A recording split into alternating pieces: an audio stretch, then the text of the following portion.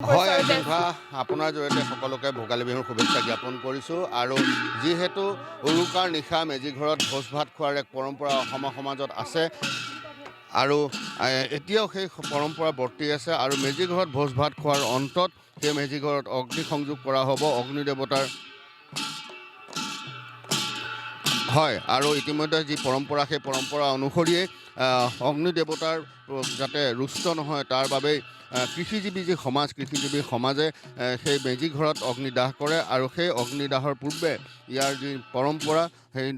পৰম্পৰাৰে গায়ন বায়নে ইতিমধ্যে তেওঁলোকৰ যি বাদ্য সেই বাদ্য ইয়াত বজাই ইয়াতে আশীৰ্বাদ দিব আশীৰ্বাদৰ পিছতে এই যি মেজিঘৰ সেই মেজিঘৰত হৰি ৰাম নমো নমো নাৰায়ণ প্ৰসন্ন হৈক হৰি মায়া কৰিও নিৰ্যান আপোনাৰ মহিমা প্ৰভু আপুনি বেকৰ কৰি জীৱসৱক কৰা পৰিত্ৰাণ প্ৰভু সেৱকীসকলক কৰা পৰিত্ৰাণ হে প্ৰভু ভগৱন্ত আপোনাৰ শ্ৰীচৰণত এই নৱবৰ্ষৰ যি ভোগালী বিহু উপলক্ষে প্ৰভু অগ্নি দেৱতাক প্ৰভু সেই ইয়াতেই নৱবৰ্ষৰ যি প্ৰভু ভোগৰ সামগ্ৰী গোটাইছে সমস্তখিনি অগ্নি দেৱতাৰ শ্ৰীচৰণত অৰ্পণ কৰি তেওঁৰ নামত এই ঘৰটি প্ৰভু উচৰ্গা কৰা হৈছে ইয়াতে কিবা যদি অপৰাধ হৈছে সমস্ত অপৰাধ মাৰ্জনা কৰি প্ৰভু ভগৱন্ত নিজ গুণে তুষ্ট হৈ সমস্ত ৰাজ্যৰ প্ৰতি কৃপা কৰিব লাগে এই প্ৰাৰ্থনা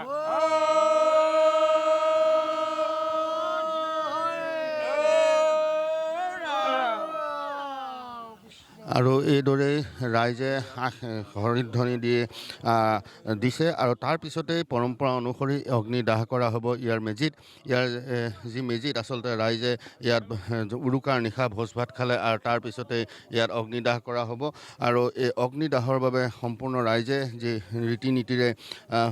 জ্যেষ্ঠজনৰ পৰা কনিষ্ঠজনলৈ সকলোৱে এনেধৰণে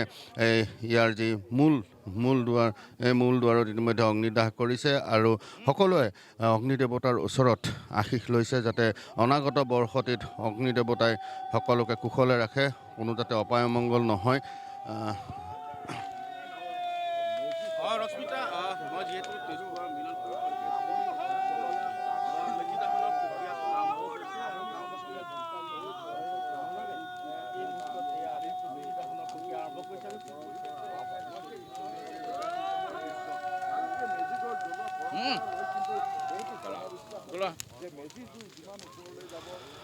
আৰু মেজিৰ জুয়ে সকলো অসূয়া অমংগল যাতে নাশ কৰিব পাৰে তাৰ বাবে সকলোৱে আশীষ লয় অগ্নিদেৱতাৰ ওচৰত আৰু এনেধৰণেই মেজিত অগ্নি সংযোগ কৰিছে আৰু আমি জ্যেষ্ঠসকলৰ পৰা আজিৰ এই মেজিৰ উত্তাপ লোৱাৰ এক অসমীয়া সমাজত নিয়ম আছে যিহেতু মাঘমহীয়া ঠেটুৱাই লগা শীতত সকলোৱে জুইৰ উত্তাপ লয় জুইৰ শেক লয় ইয়াতে ভোগৰ যি সামগ্ৰী ভোগালী বিহুৰ যি সামগ্ৰী সেই সামগ্ৰী উচৰ্গা কৰা হয় তাৰ পিছতহে আচলতে সকলোৱে ইয়াৰ ভোগালী বিহুৰ অন্যান্য সামগ্ৰীসমূহ তেওঁলোকে